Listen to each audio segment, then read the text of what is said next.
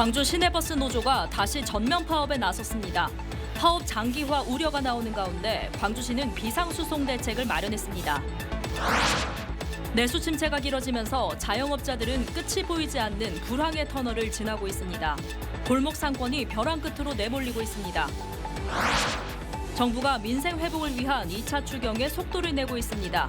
이번 추경은 지역화폐 지원은 물론 전국민 지원금 지급도 검토되고 있습니다. 지난달 말 기준으로 광주 인구가 140만 명 아래로 내려갔습니다. 전국 대비 인구 감소율이 3배나 커지면서 당초 전망치보다 6년이나 앞당겨졌습니다. 여러분 안녕하십니까? KBC 8시 뉴스 시작합니다. 광주 시내버스 노조가 오늘 첫 차부터 다시 전면 파업에 나섰습니다. 첫 파업을 중단한 지 나흘 만입니다. 노사 간 협상도 불투명해 파업 장기화 우려가 나오고 있는데요. 광주시는 비상수송 대책을 내놓고 시민 불편 최소화에 나섰습니다. 조경원 기자가 보도합니다. 출근길과 등굣길에 나선 시민과 학생들이 정류장에서 고개를 내밀고 버스가 오길 기다립니다. 행여 지각할까 발을 동동 구르는 시민들이 적지 않습니다. 제가 02번을 타고 나주역 신도시로 가야 출근을 해야 되는데 아무리 기다려도 안 오는 상황이에요, 지금. 원래 학교가 8시 10분까지인데 언제 올지도 모르니까 14분 남았다고 하는데 좀 더 걸릴 수도 있어요. 광주 시내버스 노조가 현충일 연휴 기간 잠시 멈췄던 파업을 다시 시작했습니다. 102개 노선 중 절반인 51개 노선이 운행하지 않거나 감차됐는데 운행 대수가 비교적 많았던 버스들이 운행에 차질을 빚고 있습니다. 비상수송 대책을 가동한 광주시는 대체 인력을 투입해 시내버스 운행률 약 88%를 유지하고 있다고 설명했습니다. 또 지하철 운행도 12회 늘리고 정류장 인근에 택시를 집중 배차하고 있습니다. 시민들이 대체 교통수단으로 지하철을 선택하면서 이용객은 평소보다 12%가량 늘어난 것으로 집계됐습니다. 아무래도 버스가 자주 운행되지 않지 않을까 하는 생각에서 버스를 가능하면 안 타야 되겠다 생각을 좀 했거든요. 노조가 8.2% 임금 인상과 정년 65세 연장을 요구했지만 사측은 운영 적자를 이유로 임금 동결을 고수하며 협상에 나서지 않으면서 파업 장기화가 우려됩니다. 도시근로자 임금하고 적적을 어느 적정선이 접근하는 겁니다. 다른 도시의 임금과 우리 임금 격차가 어마어마하게 벌어졌기 때문에 그 임금의 격차 해소를 해달라는 겁니다. 광주시는 등하교 시간 조정, 출퇴근 유연근무 확대를 위해 교육청, 기업 등과도 적극 협력한다는 방침입니다. KBC 조경원입니다. 광주시의회가 시내버스 파업에 대해 강기정 광주시장의 적극적인 중재를 촉구했습니다. 광주시의회 산업건설위원회는 강 시장은 준공영제 책임자로서 적극적인 중재 역할을 통해 파업 사태를 조속히 해결하고 시민의 교통권 보장을 위해 최선을 다해야 한다고 밝혔습니다. 상임위 소속 의원들은 파업 장기화로 시민 불편은 가중되고 지역 경제에도 악영향이 우려되고 있다며 광주시는 방관자가 아닌 적극적인 중재자로 나서야 한다고 지적했습니다. 광주와 전남은 내일 가끔 구름이 많겠고 낮 기온이 30도 안팎으로 올라 덥겠습니다. 아침 최저 기온은 16도에서 20도 분포로 평년과 비슷하거나 조금 높겠습니다. 낮 최고 기온은 26도에서 31도로 예상되는데 전남 동부를 중심으로는 최고 체감 온도가 31도 이상으로 오르는 곳이 있겠습니다. 오늘 밤부터 내일 오전 사이에는 전남 해안을 중심으로 가시거리 200m 미만의 짙은 안개가 끼는 곳이 있겠으니 교통안전에 유의가 필요합니다. 내수 침체가 길어지면서 자영업자들은 끝이 보이지 않는 불황의 터널을 지나고 있는데요. 역대급 불경기라던 지난해보다 올해가 더 힘들다는 목소리가 곳곳에서 터져나오고 있습니다. 벼랑 끝에 몰리고 있는 골목 상권을 고우리 기자가 살펴봤습니다. 광주 양동시장에서 40년째 가구점을 운영하고 있는 황경숙 씨. 인건비 절감을 위해 직원을 모두 내보내고 남편과 단둘이 가게를 지키지만 공과금 내기도 빠듯하다고 말합니다. 매장 열이 크잖아요. 근데 4시 하면은 가게세도 못 줘요. 인건비는 아예 쩔이 가게세도 안 나와요, 최근에는. 잡화점, 식료품점 등 상인들은 업종을 가리지 않고 사람 구경조차 힘들 정도로 경기가 바닥이라고 입을 모읍니다. 좀 옛날에는 사람도 벅적벅적했는데 요즘 들어서 한 3년, 작년 한 3년 정도 사람이 여름에는 별로 없어요. 하루가 멀다 하고 오르는 물가에 소비자들은 가계비 부담에 어려움을 호소합니다. 생선이고 과일이고 많이 느껴. 쌀값은 안 오르는데 고기값이 많이 오르고. 경기 침체가 장기화되면서 폐업 위기로 몰리는 자영업자가 급격하게 늘고 있습니다. 지난해 광주 전남 소상공인에게 지급된 노란우산 폐업 공제금은 모두 645억 원. 노란우산 공제가 출범한 2007년 이후 역대 최대입니다. 문제는 올해도 고금리, 고물가 기조가 계속되고 있어 폐업하는 소상공인이 더 늘어날 가능성이 크다는 겁니다.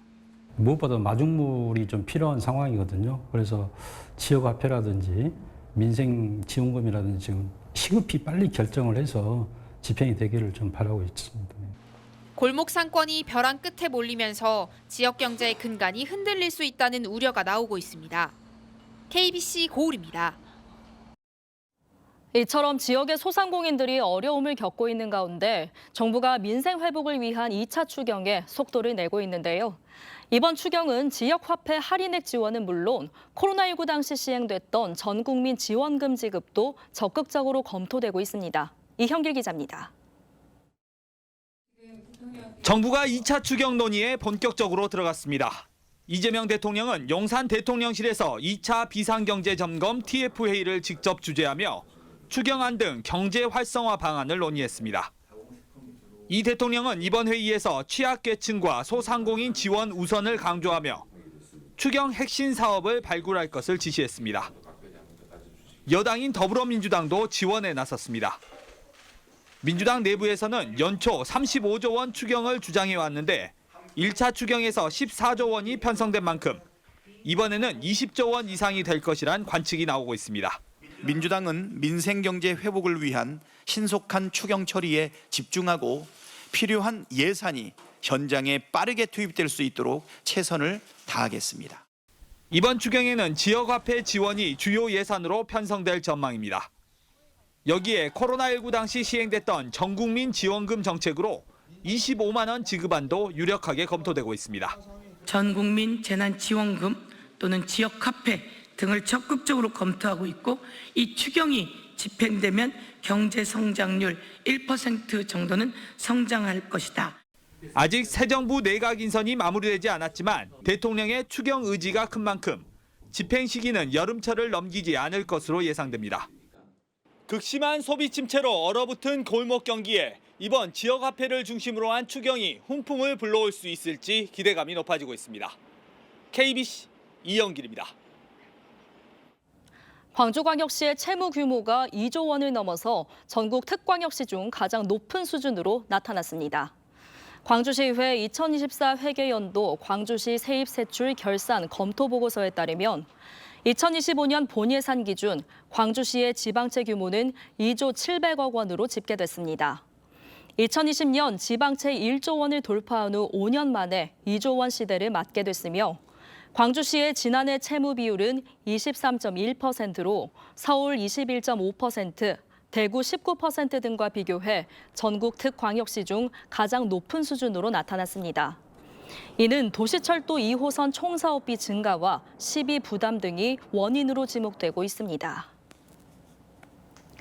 전남대학교와 글로벌 반도체 기업 엠코 테크놀로지 코리아가 손을 잡고 반도체 전문 인력 양성에 나섭니다. 전남대는 오늘 엠코와 업무 협약을 맺고 지역 반도체 산업 경쟁력을 높이기 위해 실무 중심의 교육과정 개발, 산학 공동연구 과제 발굴 등을 함께하기로 했습니다. 또 전문가와 시설, 장비 등의 역량을 상호 공유해 협력 기반을 더 확대해 나갈 예정입니다. 여수산단 대체녹지에서 발생한 토양 오염이 2년째 방치되면서 문제 해결을 촉구하는 목소리가 커지고 있습니다. 여수시의회는 성명을 내고 산단 대체녹지는 유해물질을 차단해 시민 건강을 지키는 공간이어야 하지만 기준치를 최대 20배 초과하는 비소와 3배에 달하는 불소가 분출되고 2년째 정화도 되지 않고 있다며 이로 인해 광양만과 인근 하천까지 오염이 확산되고 있다고 밝혔습니다. 이어 오염된 토양은 여수산단 6개 기업이 공장을 확장하면서 반출한 것으로 현재 여수시는 환경부 자문 결과를 기다리고 있고 기업들은 책임을 회피하며 법적 대응까지 거론하고 있어 사태 장기화가 우려된다고 말했습니다. 지난달 말 기준 광주의 주민등록 인구가 140만 명 선 아래로 떨어졌는데요. 2004년 이후 21년 만입니다. 출산율이 낮고 외부 유출 규모가 커지면서 인구 감소율이 전국의 3배를 웃도는 실정인데요. 보도에 정경원 기자입니다. 지난달 말 기준 광주의 주민등록 인구는 139만 9,880명으로 집계됐습니다. 140만 명 선이 무너진 겁니다. 지난 2022년 통계청은 광주 인구가 140만 명 아래로 떨어지는 시기를 2031년으로 전망했는데 그보다 6년이나 앞당겨졌습니다. 광주는 지난 2004년 인구 140만 명을 넘긴 데 이어 2014년에는 147만 5천 명을 웃돌며 150만 도시를 바라보기로 했습니다. 그러나 이후 인구는 계속 감소세에 있습니다. 인구 규모가 비슷하다고 하는 대전과는 지난 2000년 1만 명 정도 차이에 불과했지만 최근에는 4만 명 가까이 차이가 나는 상황입니다. 더 큰 문제는 인구 감소가 가속화하고 있다는 점입니다. 특히 코로나19 시기를 거치며 인구 감소세는 더 가팔라지고 있습니다. 전국과 비교해도 광주의 인구 감소율이 3배 이상 높은 실정입니다. 광주의 인구 감소에는 자연 감소와 사회적 감소 모두 영향을 미쳤습니다. 저출생 고령화의 영향으로 출생아 수에서 사망자 수를 뺀 인구는 계속해서 줄어들었습니다. 그나마 2019년까지는 출생아 수가 사망자 수를 웃돌았지만 2020년부터는 사망자 수가 출생아 수를 앞질렀습니다. 이후 자연 감소는 점점 가속화해 지난해 3천 명 넘게 자연 감소한 것으로 잠정 집계됐습니다. 인구 이동을 뜻하는 사회적 감소 역시 늘고 있는 실정입니다. 2011년까지는 광주에서 유출되는 인구보다 유입되는 인구가 많았지만 2012년부터 유출 인구가 유입 인구를 웃돌고 있습니다. 지난 2023년 한 해 1만 명 가까이 순유출됐고 지난해에도 8천 명 가까이 순유출된 것으로 집계됐습니다. KBC 정경원입니다. 조세포탈 재판에 6년 동안 불출석해 강제 송환된 허재호 전 대주그룹 회장의 보석 청구가 법원에서 기각됐습니다. 광주지법 형사 11부는 특정 범죄 가중처벌 등에 관한 법률 위반상 조세 혐의로 기소된 허 씨의 보석 신청을 기각했다고 오늘 밝혔습니다. 재판부는 허 씨가 도망가거나 증거를 인멸할 우려가 있고 보석을 허가할 이유가 인정되지 않는다고 설명했습니다. 17명의 사상자를 낸 광주 학동 참사 4주기를 맞아 추모식이 열렸습니다. 동구청은 오늘 낮 4시 10분쯤 광주 동구청 앞 광장에 학동 4구역 참사 4주기 분향소를 설치하고 헌화하는 등 추모식을 진행했다고 밝혔습니다.